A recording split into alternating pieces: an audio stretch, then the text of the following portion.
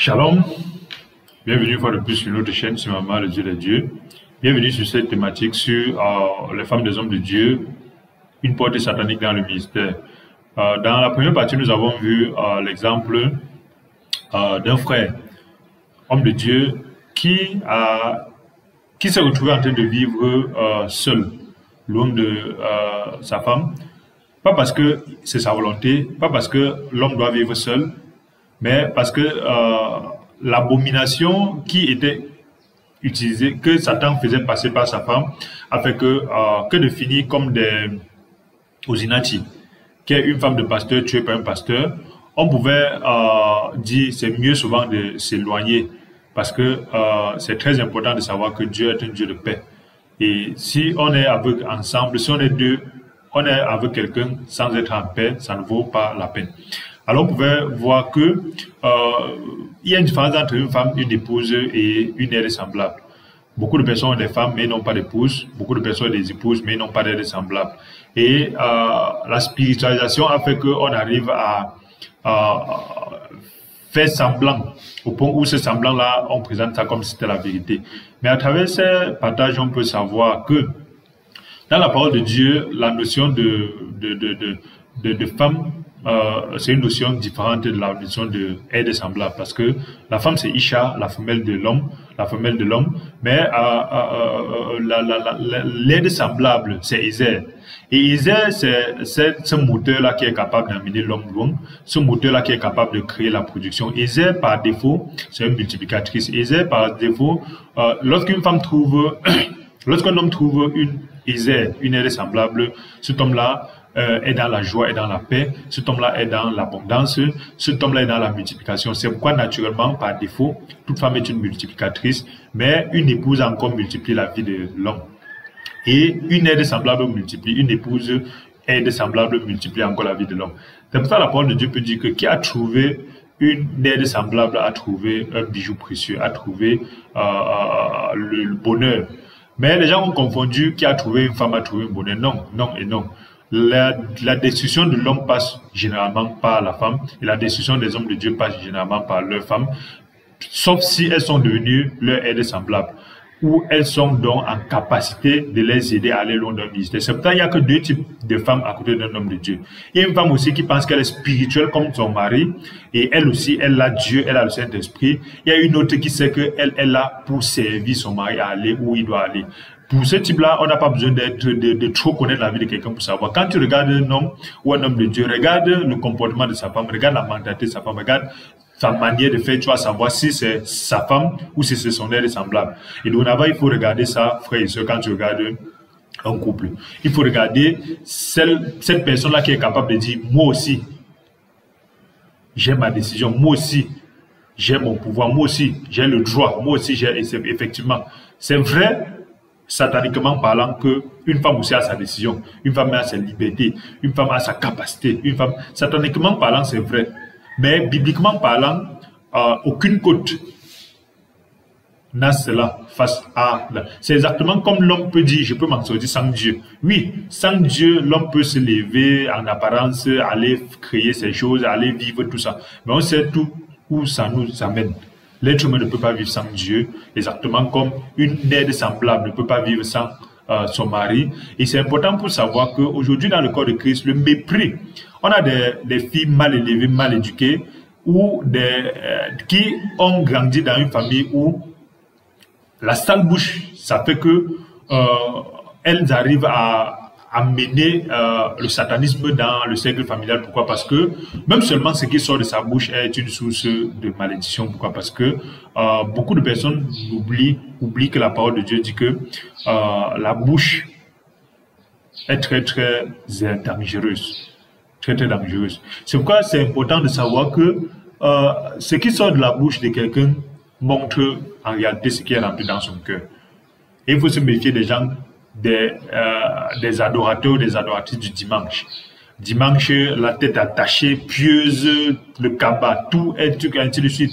Mais le reste de la semaine, ce n'est que autour, ce n'est que ceux qui partagent le cercle familial qui peuvent savoir quel type de personnes ces gens-là sont. Donc, c'est important de savoir que lorsque Dieu parle de Ézer, Ézer est une bénédiction.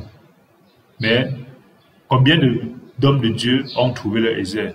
Ézer est une bénédiction, mais combien de maris ont trouvé leur Ézer? Ézer est une bénédiction, mais combien de personnes savent? Pourquoi? Parce qu'une Ézer, par défaut, Isha, qui est la femme, a par défaut cette capacité. C'est pour ça que c'est important. Quand tu donnes 1000 francs à une femme, elle peut facilement transformer ça en 10 000, en 5 000. C'est pour ça que quand on lui donne une goutte de sperme, elle transforme un être humain. Une femme est capable de transformer un champ à un jardin. Un petit endroit, une véranda, elle transforme ça en un jardin. Elle est capable de transformer une cuisine en restaurant. Toute femme, naturellement, est capable de multiplier ce qu'on lui donne. Mais aujourd'hui, quand vous regardez combien de personnes qui sont de sexe féminin aujourd'hui sont capables de transformer 1000 francs en 10 000. Avec elle, quand tu donnes 1000 francs, c'est petit. Oh, tu m'as jamais elle. Quand tu donnes 10 000, elle veut 100 000. Quand tu donnes 100 000, elle veut 200 000. Parce qu'elles ne sont pas capables de transformer 10 000 en 100 000. Elles n'ont même pas la tragédie. Elles ne savent même pas que c'est possible. En tout cas, ce n'est pas de ça qu'il s'agit, mais c'est pour dire quoi? C'est pour dire, ce n'est pas parce qu'on a un sexe féminin qu'on est capable d'avoir les attributs. Et dans ce cadre-là, même dans l'église, on va te retrouver donc avec des gens qui enseignent l'égalité homme-femme, qui disent que parler des problèmes posés par les mauvaises fondations, c'est qu'on est masochiste, c'est qu'on veut imposer. Et d'autres arrivent à spiritualiser en disant que les hommes doivent d'abord faire ça pour que nous aussi on fasse ça. On a suivi ça dans le corps de Christ. Et la parole de Dieu, quand on parle de Ézer, Ézer, ça veut dire l'aide semblable, mais il faut comprendre que la parole de Dieu donne encore une autre définition plus profonde de Ézer. Ézer Kenekdo. Ézer Kenekdo, c'est Ézer veut dire apporter de l'aide. Mais Ézer Kenekdo veut dire l'aide semblable. Le mot français aide semblable est bien, mais c'est l'aide qui me ressemble et qui me complète. Dieu est une aide. C'est pour ça que lorsque la parole de Dieu, Ézer, c'est le même mot dans la Bible que Eben Ézer. Eben Ézer, ce qu'on appelait Ebenezer. Dieu qui apporte l'aide. Mais c'est important de comprendre aussi que le même Ézer qui veut dire l'aide, dans le cadre de l'aide semblable, c'est Ézer Kenekdo. Ézer Kenekdo, c'est l'aide complémentaire. Beaucoup de personnes sont mariées, mais elles ne sont pas complémentaires. Beaucoup de personnes, des femmes, mais ils ne sont pas complémentaires. Beaucoup de personnes aussi sont dans cette histoire-là en train de chercher au niveau théorique des choses qui devraient être au niveau basique. Il faut rentrer à la base, se poser la question. Sommes-nous complémentaires? Si oui, amen. Sinon, qu'est-ce qu'on fait? Ça sert à de vouloir créer des choses. C'est comme si on veut fusion, il y a des gens qui veulent coller le bois au fer. Et ils disent que parce qu'ils ont bien collé, ils ont scotché, ils disent que ça va marcher. Ils oublient que par nature, même si l'être humain voit que ça va marcher, vous ne pouvez pas tromper Dieu, vous ne pouvez pas tromper le principe de Dieu, ni le prendre la nature. Si on prend une barre, on rend le fer rond, on rend aussi le bois rond, on colle les deux, on scotche. L'être humain qui est un peu spirituel peut voir que ça ne peut pas marcher. Mais imaginons encore l'œuvre satanique l'œuvre satanique dans l'église aujourd'hui où, quand on colle comme ça, on voit que ça ne va pas marcher. Pour tromper la face des gens, on peint le fer et le bois avec la même couleur. À ce moment, c'est très rare de voir ceux qui peuvent distinguer que c'est un bâton fait, une partie à faire. Mais le plus important, c'est comment est-ce que, lorsque vous allez tromper les hommes, est-ce que vous pouvez tromper la chaleur? Lorsqu'on met un bout, le bout qui est en bois sur le feu, quand le feu des enfants, le feu de la séparation, le feu de l'éloignement, le feu des disputes, le feu du manque de désir, le feu le manque d'argent, le feu de on ne s'entend plus, des disputes, quand ce feu-là vient, vous pensez que ce feu brûle le fer de la même manière que ça brûle le bois? Pensez-vous vraiment que le feu des problèmes du mariage, quand ça arrive, quand ça touche les couples dont une partie est en bois, l'autre partie est en fer, vous pensez que ça touche de la même manière? Et c'est ça qui révèle donc justement pour qu'on voit que c'était que la peinture. C'était deux matériaux de nature différente. Et c'est très important de voir ça. Parce que dans l'église, beaucoup de personnes, beaucoup de couples sont les morceaux de fer et les morceaux de bois qu'on a mis là. On a donné la même forme et on a scotché et on a peint. Ensemble, on trompe les hommes, mais face à l'adversité, c'est ça qu'on voit le vrai problème. Le plus important étant de se dire, quelle est ma nature de fer, quelle est ma nature de bois, qu'est-ce qu'on en fait? Comment est-ce qu'on fixe une base sur laquelle on peut s'en sortir? C'est très important. Parce que lorsqu'on regarde la vie de Job, la parole de Dieu dit quoi? La parole de Dieu dit, les filles de Job et ses fils mangeaient dans la maison de leur frère aîné. Et ils sont tous décédés. Regardons le comportement de la femme de Job. Job 2 nous dit quoi? Satan s'est retiré de devant la face de l'Éternel et il est allé frapper Job. À partir du verset 7, d'un du seul malin, depuis la plante du pied jusqu'au sommet de sa tête. Et Job a pris un tisson de bouteille et il s'est mis à gratter son corps parce que ça faisait atrocement mal.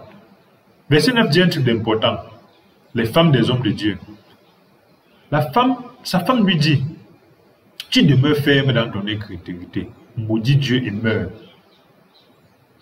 Une femme qui a été là avec Job, ils ont fait beaucoup d'enfants. Ils ont construit cette richesse-là.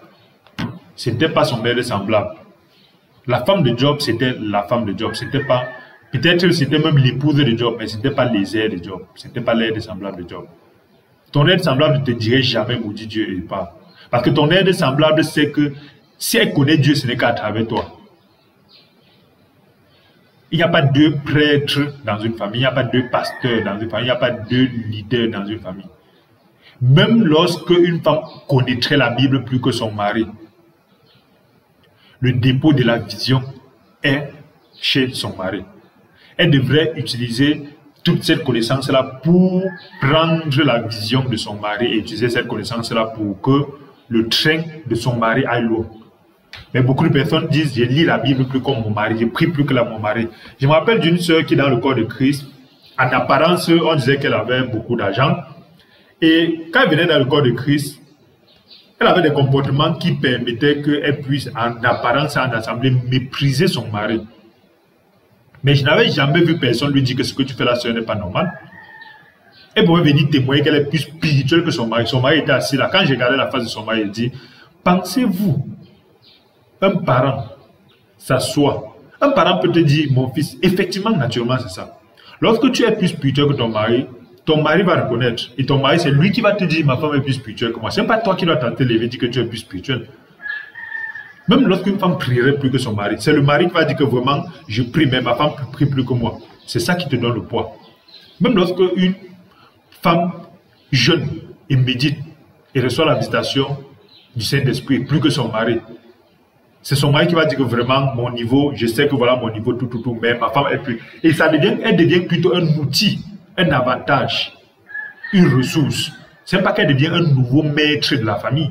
Donc cette soeur-là pouvait s'asseoir à l'assemblée, prendre la parole, prêcher pour corriger les frères, témoigner qu'en quoi elle est plus spirituelle que son mari. Et je vois les gens applaudir. Amen. Ils disent qu'ils ont les anciens, ils sont contents.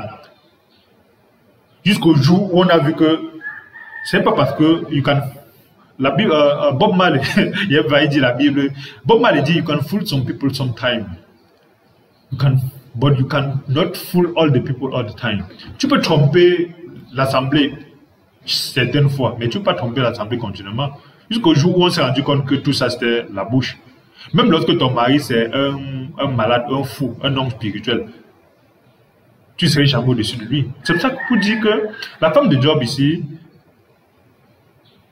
était la femme de Job, mais ce n'était pas l'aide semblable de Job. Parce que même lorsque... C'est pour ça que beaucoup de personnes sont mariées aujourd'hui, mais c'est face aux situations comme ça qu'ils voient la femme qui est à côté d'eux. D'autres après 20 ans qui voient, d'autres après 30 ans, d'autres après 2 ans, d'autres après 40 ans, qui voient la vraie face de ceux qui sont autour d'eux. Parce que méfiez-vous des femmes qui sont à côté de vous lorsque vous avez toutes vos brebis, tous vos enfants et que vous faites la fête chaque jour. Méfiez-vous de la femme qui est épousée et qui dort avec toi parce que jusqu'à maintenant, même si c'est difficile, il y a certaines bases. Jusqu'au jour où il y a certaines bases qui changent, vous voyez que c'est les mêmes. C'est pour ça que c'est très très important de savoir qu'il faut d'abord être Adam avant de chercher Ève. Ève n'est qu'une aide semblable. C'est pour ça qu'Adam a vécu des milliers d'années sans Ève. C'est vrai que dans Genèse, on ne parle pas de la durée, mais le temps nécessaire pour entre des études montrent que le temps entre Adam et Ève, c'était de très très longtemps. Quand on dit des milliers d'années, c'est très très longtemps en fait. Quand on dit des milliers d'années, c'est pas des centaines d'années, on ne dit pas l'âge. Adam et moi, nous près de 900 ans, mais on ne dit pas que c'est à tel âge que telle chose s'est passée, non. Donc c'est pour dire qu'à un moment donné, tout le temps nécessaire pour nommer tous les animaux, ce n'était pas un jour, 2 mois. Tout ce temps, il était seul. Imaginez que Adam avait une femme à côté de lui. Et que le pan vient joli comme il est là. Vous pensez que la femme devait accepter que la femme devait accepter que Adam appelle ça le pan. Ce qu'on lit, on écrit le pan, on lit le pan. Vous pensez que si la rose était là, la femme était là quand Adam nommait la rose rose, elle devait accepter que c'est la rose? Vous pensez que quand le lion devait venir, quand Adam devait donner son nom lion, la femme qui a fui va accepter comme elle le nom lion? C'est pour dire qu'à un moment donné, Adam ici doit être d'abord intègre lui-même avant de trouver une aide semblable. Un homme qui n'est pas intègre lui-même ne peut pas trouver. L'aide semblable ne va pas t'amener quelque part. C'est pour ça qu'une femme vient épouser la vision de son mari. Une aide semblable vient épouser la vision. C'est pour ça que, frères et sœurs, c'est ce que je dis toujours, n'envoyez jamais une fille en mariage si elle ne connaît pas la vision de son époux. Et si elle n'a pas accepté, tu peux connaître pas ce type de mariage où mon mari est médecin, je me marie pour être ingénieur. Mon mari est commerçant, je me marie pour être ménagère. Si c'est des choses temporaires pour aider la famille, oui. Mais il faut te poser la question, j'entre comment dans la vision du médecin là? J'entre comment dans sa vision? Même si j'ai les compétences dans ça. Tant que tu ne fais pas ça, ça va faire 2 mètres. Le jour qui va te dire, allons à l'hôpital, tu vas dire que je dois aller ouvrir la boutique. Et c'est comme ça qu'on te retrouve avec des couples où on vit dans la même maison juste pour payer les factures. Après, on va dire que c'est Dieu, le mariage est dur. Quel mariage est dur? Le mariage est trop facile. C'est juste que vous êtes marié à des femmes, à des épouses, vous n'avez pas trouvé vos Isères. Quand on trouve une Isère, ça devient tellement facile. C'est pour ça que, regardez, un couple où vraiment les deux sont l'un et l'autre l'aide semblable. Ils détruisent toutes les barrières. Donc, la femme de Job est la première à dire pourquoi est-ce que tu restes intègre? Si le temps n'est pas encore arrivé, celle qui est à côté de toi te dirait ça.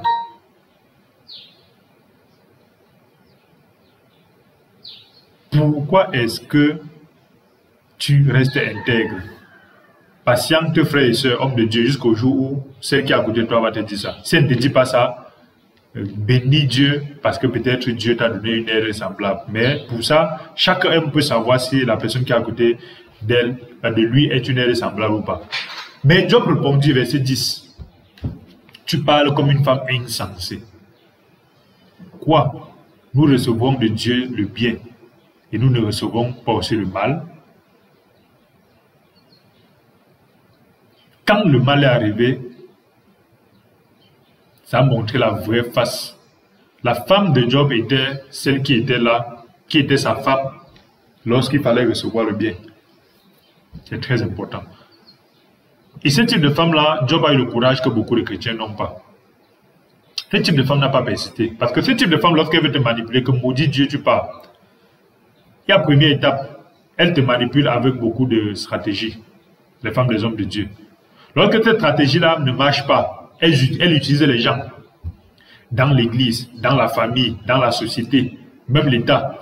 C'est ça, il y a beaucoup de frères qui partent en Europe avec des femmes bien mariées. Puis ils arrivent là-bas, la façon qu'elles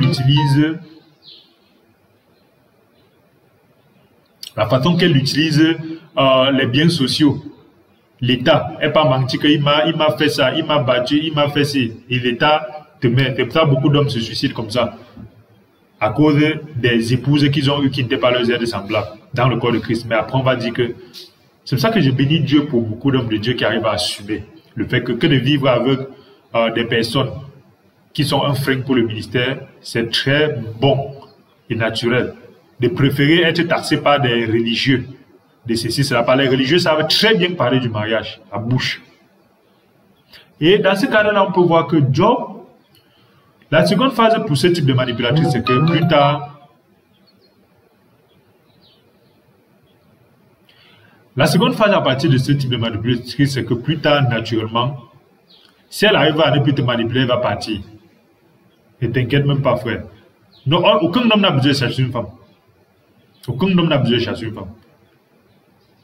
Lorsqu'elle va voir qu'on n'arrive pas à obtenir ce qu'elle veut de toi, elle va manipuler les gens, te salir, tout. Mais à un moment donné, elle va partir seule.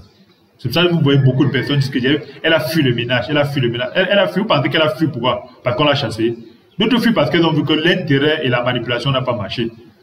C'est ça qu'on peut voir que dans Job, sa femme n'est plus évoquée. Jusqu'on arrive à Job 42. En regardant Job 42, un truc marque lorsqu'on médite.